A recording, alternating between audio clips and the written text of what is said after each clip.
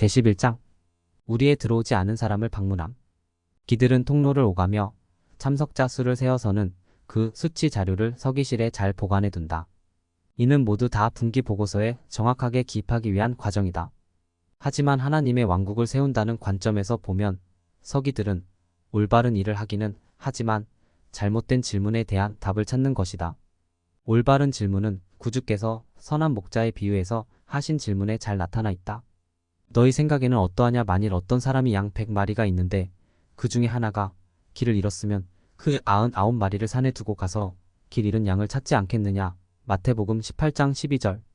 다른 말로 하자면 구주께서는 누가 오늘 오지 않았느냐가 올바른 질문이라고 말씀하신 것이다. 1990년대 하버드 스퀘어 예배당에서 모임을 하던 케임브리지 와드에는 450명의 회원이 있었지만 그중 250명 이상이 저활동 회원이었다. 대부분의 저활동 회원은 몰던, 에버렛, 리비어, 첼시 같은 지역에 살았는데 그곳은 노동자 계층이 살던 곳으로서 비교적 침례를 주기 쉬운 지역이었다. 왜냐하면 그들은 그러한 생활 여건으로 겸손하게 되었기 때문이었다.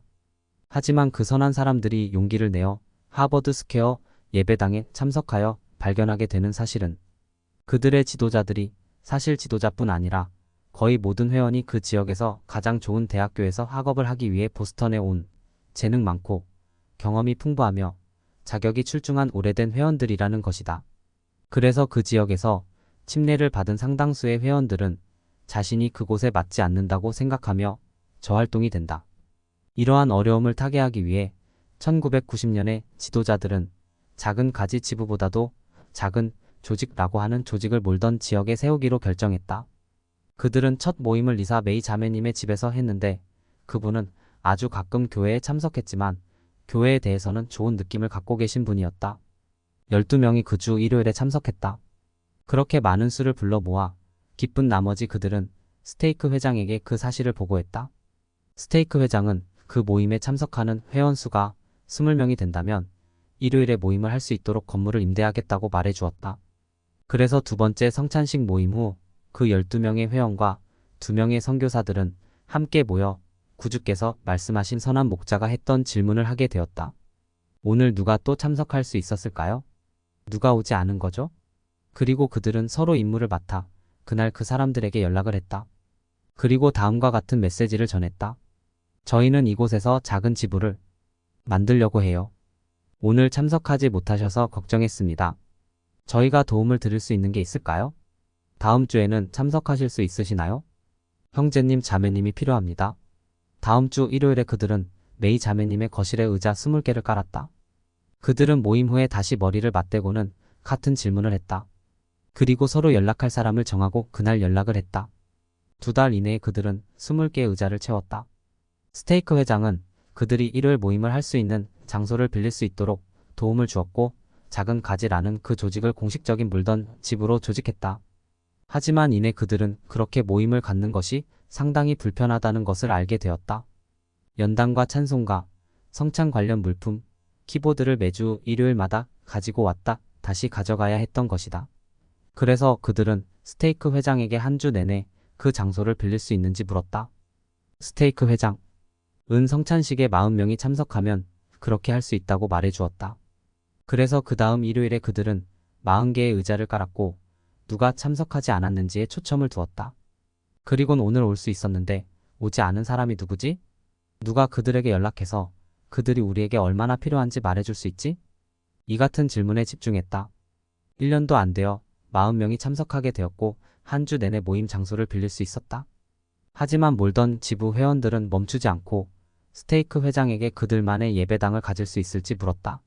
스테이크 회장은 그럴 수 있다고 답해 주었다. 그 요건은 80명의 회원이 참석해야 했다.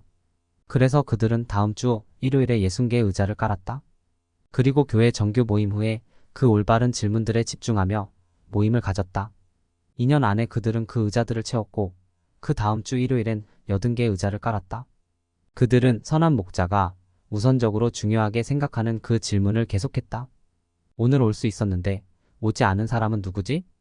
몰던 지부 회원들이 오지 않은 사람은 누구지? 라는 질문에 답을 찾으려고 노력할 때 그들의 마음속에 떠올랐던 이름들은 저활동 회원이나 가끔 활동하는 회원들의 이름이었다.